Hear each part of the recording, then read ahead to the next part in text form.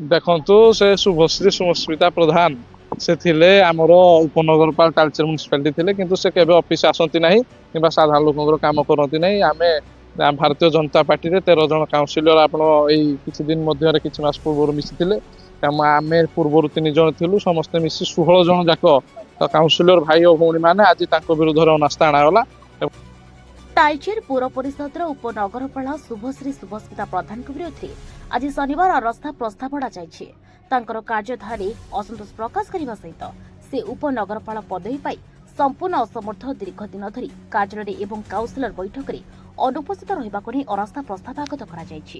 ତାଳଚେର ପୌର ପରିଷଦର ସମସ୍ତ 21 କାଉନସିଲର ମଧ୍ୟରୁ ନିୟମାନୁଯାୟୀ 2/3 ଊର୍ଦ୍ଧ୍ୱ ଅର୍ଥାତ୍ 16 ଜଣ କାଉନସିଲର ଯଥାକ୍ରମେ ଆସିଫ ଖାନ୍, ଯଶୋବନ୍ତ ମିଶ୍ର, ଲିପିକା ବେହେରା, ସଞ୍ଜୀବ କୁମାର ବେହେରା, ଜିତେନ୍ଦ୍ର ଭୂତିଆ, ସନ୍ତୋଷ ବେହେରା, ମମତା ରାଉତ, ଅଜିତ କୁମାର ସାହୁ, ନିରୁପମା ପଟ୍ଟନାୟକ, ସଞ୍ଜୀବ କୁମାର ଗଡ଼ନାୟକ, ବଲବିନ୍ଦର କୌର, ସବିତା ପାଲ, ସ୍ୱାଧୀନ ଥମ୍ବ, ଲୀନା ସାହୁ, ଶାନ୍ତନୁ କୁମାର ମିଶ୍ର ଓ ଅନିତା ବିଶ୍ୱାଳ ଅନୁଗୁଳ ଜିଲ୍ଲାପାଳଙ୍କ ଅନୁପସ୍ଥିତିରେ ଅତିରିକ୍ତ ଜିଲ୍ଲାପାଳଙ୍କୁ ଭେଟି ଉପନଗରପାଳଙ୍କ ବିରୋଧରେ ଅନାସ୍ଥା ପ୍ରସ୍ତାବ ଲିଖିତ ଭାବରେ ପ୍ରଦାନ କରିଛନ୍ତି।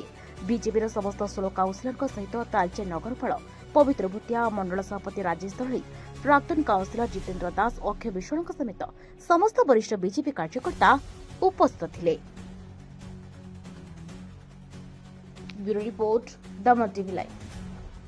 ଦେଖନ୍ତୁ ସେ ଶୁଭଶ୍ରୀ ସୁସ୍ମିତା ପ୍ରଧାନ ସେ ଥିଲେ ଆମର ଉପନଗରପାଳ ତାଳଚେର ମ୍ୟୁନିସିପାଲିଟି ଥିଲେ, କିନ୍ତୁ ସେ କେବେ ଅଫିସ ଆସନ୍ତି ନାହିଁ କିମ୍ବା ସାଧାରଣ ଲୋକଙ୍କର କାମ କରନ୍ତି ନାହିଁ। ଆମେ ଭାରତୀୟ ଜନତା ପାର୍ଟିରେ 13 ଜଣ କାଉନସିଲର ଆପଣ ଏଇ କିଛି ଦିନ ମଧ୍ୟରେ କିଛି ମାସ ପୂର୍ବରୁ ମିଶିଥିଲେ।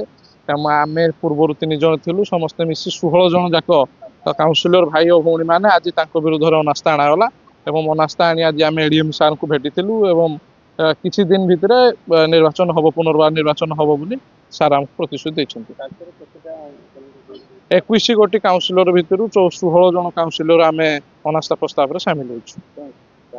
କାରଣ ସେ କେବେ ତ ଜୀବନରେ ଅଫିସ ଆସନ୍ତି ନାହିଁ ଏବଂ ଯେହେତୁ ଆମର ନଗରପାଳ ଭାରତୀୟ ଜନତା ପାର୍ଟିର ହୋଇସାରିଲେଣି ଏବଂ ସେଥିପାଇଁ ଆମେ ଉପନଗରପାଳ ମଧ୍ୟ ଭାରତୀୟ ଜନତା ପାର୍ଟିର ହବ, ସେଥିପାଇଁ ଅନାସ୍ଥା ଆଣାଗଲା। ନିର୍ବାଚନ କେବେ ହବ ଏହା ନିଷ୍ପତ୍ତି ହେଇନାହାନ୍ତି, ସେ ଏଡିଏମ୍ ସମୟ ଦେବେ। ଆଜି ତ ଆମେ ଦସ୍ତଖତ ଅଥେଣ୍ଟିକେଟ୍ କରାଗଲା ଆଜି, ତାପରେ ସାମ୍ନାରେ ସାର୍ ବି ପ୍ରତିଶ୍ରୁତି ଦେଇଛନ୍ତି ଖୁବ୍ କମ୍ ଦିନ ଭିତରେ ଯାହା ପ୍ରୋସିଜର ଥିବ ଖୁବ୍ କମ୍ ଦିନ ଭିତରେ ନିର୍ବାଚନ କରିବେ ବୋଲି ସାର୍ ପ୍ରତିଶ୍ରୁତି ଦେଇଛନ୍ତି।